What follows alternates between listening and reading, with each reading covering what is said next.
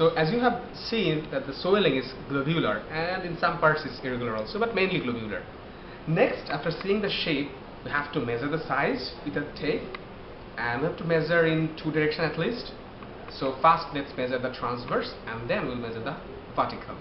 So let's start the transverse with that tape that we have. So we start from the maximum diameter.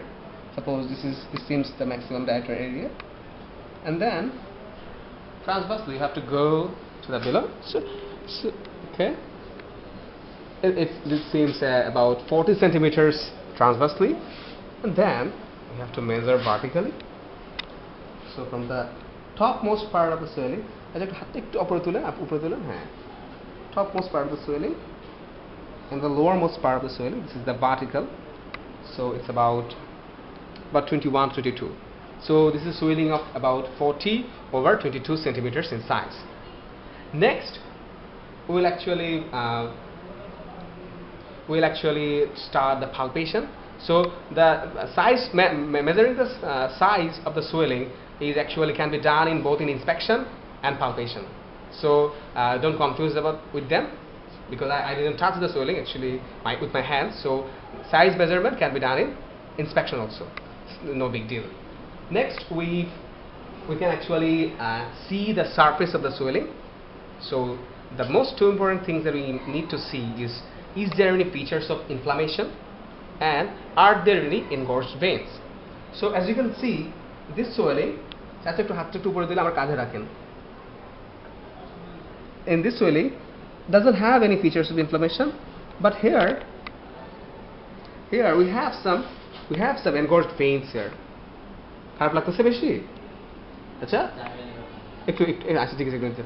There are some engorged veins here, and there are no other features. And now we have to actually compare this limb with the opposite limb. Okay, so please let me there. So you can see here there are some engorged veins here. Actually, maybe this swelling compresses the veins of the upper limb, suppose subclavian vein or axillary vein, and that's why the veins of the upper limbs are engorged. Okay, so we can actually compare. We have to compare this limb with that limb, and you can see the compression actually resulted in a larger swelling of the veins in left upper limb. Okay, so this is an important finding that you might want to look at. And then we have to start the real palpation, and before starting the real palpation we have to assess the temperature of the swelling. Suppose we have to assess the normal side first, and then we have to assess the abnormal side. So we see the temperature here and here, and it seems the temperature of the swelling is more than the normal side. Then we ask the patient if there is any pain. চাচা আপনার কি ব্যথা খুব বেশি এখানে? আচ্ছা, তাহলে আমরা অল্প চাপ দিব, জাস্ট দেখবো যে কেমন ব্যথাটা, হ্যাঁ, অল্প একটু চাপ দিব. So we look for tenderness. So the swelling is tender, very tender. Next, we have to see the surface. So we are seeing the surface. So surface is irregular. Then we have to see the consistency. So the swelling is tender, very tender. It's hard. It's a very hard swelling. And then we have to see the margins. The margins are well delineated in the lower part, but not well demarcated in the upper parts, upper chest, and also not well demarcated in the upper back. Okay. Then we have to see the fixity. So we have to see the fixity with overlying skin. So it seems fixed to the overlying skin. This may misguide someone because it may not be fixed, because the skin over here is actually stressed a lot by the tumor. So that's why the skin seems fixed. Okay, so we are not actually sure that if it's fixed or not. Next, we have to see fixity with underlying structure, especially fixity with underlying muscle. And here we have two muscles. In the front we have the pectoralis major, and in the lateral side we have the serratus anterior. So we have to see the fixity by tauting the muscle, or actually making the muscle contract. আচ্ছা, আপনি তো আমার হাতে ধরেন, হাত ধরে আমার এইদিকে চাপ দেন, এইদিকে, হ্যাঁ, very good. So we have to move the swelling along the fibers of the pectoralis major, and then we have to see also the serratus anterior. আমার হাত ধরেন চাচা, হাতে ধাক্কা দেন, আপনি ধাক্কা দেন হাতে, Doctor then? It's okay.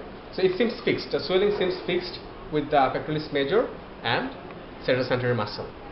And after seeing fixity, so we have completed the most important parts of the examination. Then we have to also see the lymph nodes of the axilla and also some cervical lymph nodes. And we actually have to examine patient chest and do the general examination also, and examine other systems if there is any features of any invasion or something like that. So those will be the most important parts that one need to do in an examination of a swelling. Thanks for watching the video, and also remember that in type of spatial swellings we do spatial tests. Suppose someone has a cystic swelling, and if someone has cystic swelling, you have to do two spatial tests. So you have to do a fluctuation, and also you have to do cross-elimination. And if someone has swelling which arises from vascular, so if the swelling is pulsatile, you may need to do a compressibility test. So in case of hemangioma, it will be compressible. And if the swelling arises from a body cavity like chest wall, so like abdomen, you may need to do a reducibility test if the swelling is reducible or not. Okay, so those are the most important things that you have to see. And thanks for watching the video, and thanks to our patient also. আচ্ছা আপনাকে ধন্যবাদ, অনেক কষ্ট করছেন।